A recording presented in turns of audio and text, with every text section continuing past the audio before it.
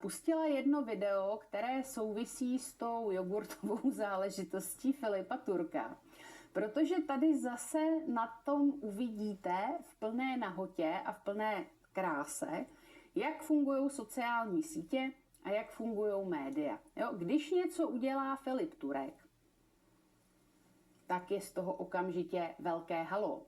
Ale když něco udělá paní Kovářová, politička ze STANu, tak se neděje nic. A dost možná, kdyby to nezdílelo pár lidí na sociálních sítích a kdybychom si to tady dneska nepustili, tak by to nikdo nevěděl. Takže pojďme na video s paní Kovářovou.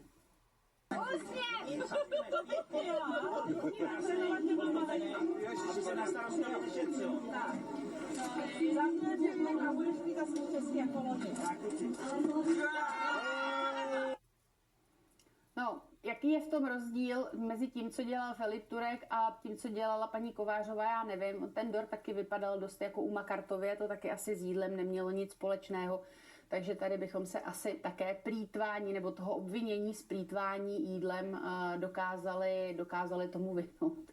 Ale vidíte to? Jo? Prostě u jednoho je z toho halo, poprásk a všichni se můžou zbláznit a pak když něco vlastně stejného taky z legrace a bylo vidět, že se u toho dobře baví, udělá poslankyně za Starosty a nezávislé, tak se neděje nic. Jo, takhle to krásně v našich médiích a na našich sociálních sítích funguje.